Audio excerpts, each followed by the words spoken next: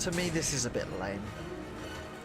A big problem with the Resident Evil franchise in general is that they essentially created a genre in survival horror where they combined limited controls and limited camera angles to create a real spooky, you know, like, you're not running around like a fucking action hero and you can't run and jump and roll and sidestep. You can barely move in a straight line because the control and everything is very limited. But that really adds to the tension when you're trying to avoid things. In the original Resident Evil games, you were very limited in your movement, and that adds to the tension when your character's about to get bitten by a zombie.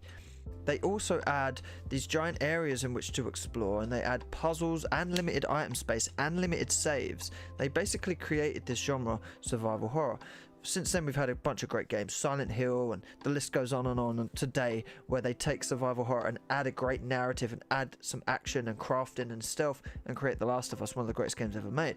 But over the years, the franchise has sort of drifted away from that survival horror as games have become more and more popular, and action games have become more and more popular, where characters need to be able to run and jump and roll and crouch and stuff, because that's what people like to do. Gears of War and things like that, Halo, you know, games, you can't be limited anymore. So the problem is with Resident Evil, they've had a lot of stick as this franchise went on at Resident Evil 1, 2, 3, 4, Code Veronica 5.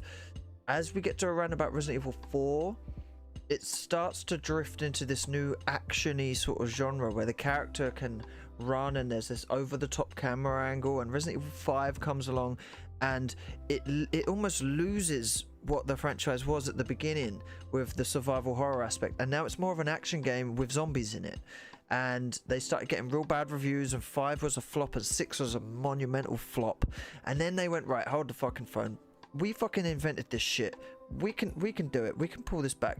So then Capcom sat down and they come out with Resident Evil 7, and they went first person, again limiting your character. You can't run and jump and roll and fucking climb around when you're in first person.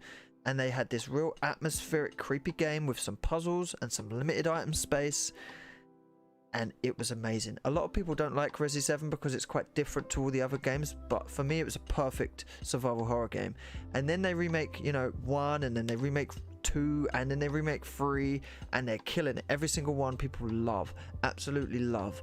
But you get these moments like this where it's like, it's just a bit too actiony and over the top. Do you know what I mean? Like we were saying at the beginning of the game, it's like a Michael Bay movie where everything's sort of and then they just roll out the way before a train hits them, and then as they just recover from the train, a plane crashes, and there's and then there's fireballs, and then it's just like, all right, just calm the fuck down a bit with the action stuff.